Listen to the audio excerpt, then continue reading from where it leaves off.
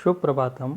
विषय संस्कृतम, कक्षा अष्टम, प्रकरण वसुधैव कुटुंबकम, अर्थात वसुधा ही हमारा परिवार, पृथ्वी ही हमारा परिवार। तो यह सुरभि पाठ्य पुस्तक से द्वितीय पाठ है। आइए आज हम इस पाठ को एक कहानी के माध्यम से इस विषय को समझेंगे कि पृथ्वी ही हमारा परिवार का विचार हम सब के अंदर होना चाहिए। आइए पाठ को आरंभ करें। एषः काकः अस्ति, यह कौवा है। एषा चटका अस्ति, यह चटका है, चिड़िया है। तो एक कौवा है और एक चिड़िया है। एते द्वे मित्रे स्तः, ये दो मित्र थे। कौन कौन मित्र थे? एक कौवा और एक चिड़िया। एकदा इतस्ततः, इतस्ततः का अर्थ होता है इधर उधर।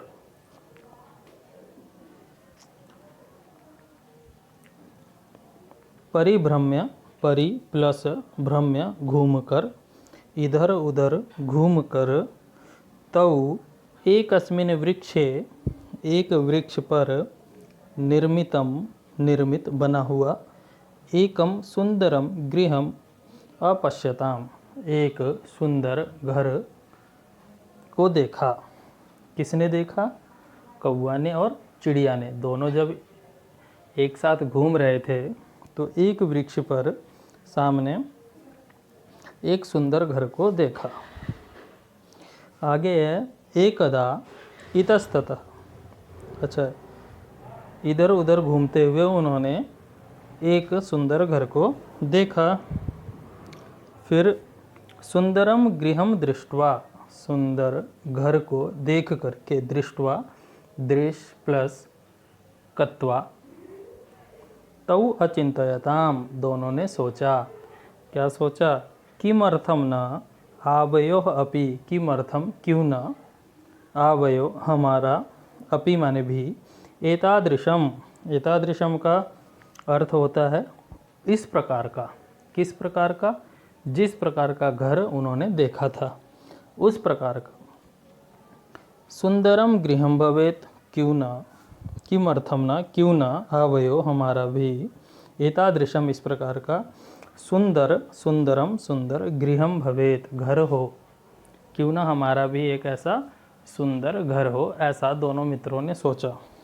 आगे, अतः अधुना आवाम अपि एतादृशम सुंदरम गृहम रचयिष्यावः, अतः इसीलिए, अधुना अब, आवाम हम दोनों भी, एतादृशम इस प्रकार का, सुंदरम गृहम सुंदर घर, रचयिष्यावः, रचयिष्यावः का अर्थ क्या है? बनाएंगे। तो अब हम भी एक सुंदर घर बनाएंगे, ऐसा इन दोनों ने सोचा। इति चिंतयित्वा, यह सोच करके, चिंतयित्वा, चिंत प्लस कत्वा, ठीक है, चिंतयित्वा सोचकर, ऐसा सोचकर, स्वनिवासम आगच्छताम, अपने निवास पर, आगच्छताम आ गए, अपने निवास पर वापस ये दोनों आ गए। आगे है काकः वृक्षे मृत्तिकायाः सुंदरम गृहम निर्मितवान, काकः कौवे ने, वृक्ष है वृक्ष पर, मृत्तिकायाः, मृत्तिका मिट्टी से है ना, या मिट्टी का, सुंदरम गृहम निर्मितवान, सुंदर घर बना लिया। जब दोनों सोच करके आए तो दोनों ने, उसमें से कौवे ने मिट्टी का घर एक वृक्ष पर बना लिया। उसके बाद है चटकाः तृणैः स्वगृहम निर्मितवती, और चटका ने, चिड़िया ने, तृणैः तिनकों से, तिनकों का, गृहम निर्मितवती, निर्मित, निर्माण कर लिया, बना लिया। तो एक ने मिट्टी का घर बनाया और एक ने तिनकों का घर बनाया। एकदा, एक बार, भीषणे, बहुत ज़्यादा, ग्रीष्मकाले, गर्मी के महीने में, गर्मी में, सर्वत्र हर एक जगह, शुष्कम अभवत, सूखा हो गया, सर्वे दुखिनः आसन, जिससे सभी दुखी थे, सर्वे मतलब सभी, दुखी न आसन दुखी थे। चटका या गृहम अपि नष्टम अभवत, चटका का चिड़िया का घर भी नष्ट हो गया। क्यों हो गया? क्योंकि तिनके से बना हुआ था, इसीलिए सूख करके उसका घर नष्ट हो गया। सा खिन्ना आसीत, वह दुखी थी। सा चिंतयति, वह सोचती है। किम करोमि, क्या करूं? परंतु काकस्य गृहम न नष्टम, परंतु कौवे का घर नष्ट नहीं हुआ। क्यों? क्योंकि वह मिट्टी का बना हुआ था। तत तु मृत्तिकाया आसीत, वह तो मिट्टी का था।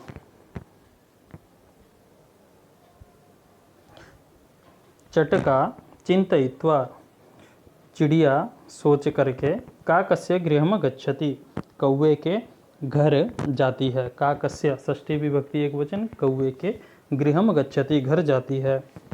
और चटका काकम कथयति, चिड़िया कौवे से कहती है, भ्रातः भैया, अस्मिन् भीषणे ग्रीष्म काले, इस भीषण गर्मी में, मम गृहम नष्टम अभवत, मेरा घर नष्ट हो गया। सर्वत्र उष्ण अस्ति, हर एक जगह गर्मी ही गर्मी है। मह्यम स्वगृह शरणम यच्छ, मुझे स्वगृह अपने घर में शरण दे दो। यच्छ मतलब दे दो। इस प्रकार से चिड़िया ने कौवे से प्रार्थना की।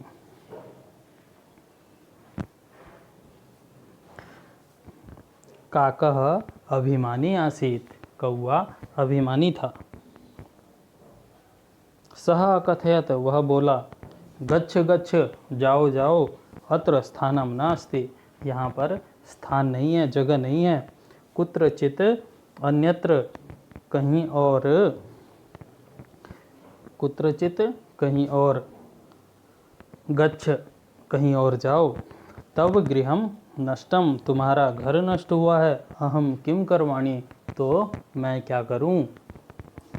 तत्श्रुत्वा, यह सुन करके, खिन्ना माने दुखी, चटका गच्छति, यह सुन करके दुखी चिड़िया चली जाती है। गच्छति काले, समय के बीतने पर, समय बीत जाने पर। ग्रीष्म कालः, ग्रीष्म काल के, समय के, गर्मी के मौसम को बीत जाने पर। समाप्तः, गर्मी का मौसम समाप्त हो जाता है। वर्षा ऋतु च आगच्छतः, और वर्षा ऋतु का आगमन होता है। वर्षा ऋतु आ जाने पर सर्वत्र हरितिमा, हर एक जगह हरियाली आसीत थी। जैसे ही वर्षा ऋतु आती तो हर एक जगह हरियाली आ जाती है। चटका नवीनम गृहम अरचयत, चिड़िया ने नवीन नए घर को अरचयत बना लिया। तदैव सहसा अतिवृष्टि अभवत, जब चिड़िया ने अपना घर बना लिया तभी वर्षा ऋतु आ जाने पर, तदैव उसी समय, सहसा अतिवृष्टि अभवत, अचानक ही बहुत ज़्यादा बारिश होने लग जाती है। काकस्य गृहम नष्टम अभवत, और कौवे का घर नष्ट हो जाता है। क्यों? क्योंकि वह मिट्टी का बना होता है और बारिश से मिट्टी पिघल जाती है। खिन्ना काकः शरणार्थम चटकायाः समीपम आगच्छत। खिन्नः दुखी, काकः कौवा, शरणार्थम शरण के लिए, चटकायाः चिड़िया के, समीपम समीप, आगच्छत आ गया। पहले चिड़िया कौवे के पास गई थी तो कौवे ने भगा दिया था, अब कौवा स्वयं चिड़िया के पास में आया है। चलिए आगे देखते हैं क्या होता है। चटका तस्य सहर्षम स्वागतम करोति, चिड़िया ने उसका सहर्ष, खुशी के साथ में स्वागत किया। सर्वम च अवगम्य, और सब कुछ अवगम्य, जान करके, सब कुछ जानकर, कथयति कहता है। भ्राता चिंता मा कुरु, भैया चिंता मत करो। अहम सर्वम अवगच्छामि, मैं सब जानती हूँ। अहम तव प्रतीक्षायाम आसम, मैं तुम्हारी प्रतीक्षा में ही थी। अंतः आगच्छन्तु, अंदर आ जाओ। काकः लज्जितः भवति, कौवा लज्जित हो जाता है। चटका पुनः कथयति, और चटका फिर से कहती है, भ्राता चिंताम त्यजतु, चिंता को त्याग दो। आनंदेन भोजनम करोतु, आनंद से सुख के साथ में भोजन करो। वर्षा पर्यंतम आवाम मिलित्वा अत्र स्थास्यावा, वर्षा के बाद में आवाम हम दोनों मिल करके यहाँ पर रहेंगे। स्थास्यावः स्वागतम तब, तुम्हारा स्वागत है। भोजनम करो तू, भोजन करो।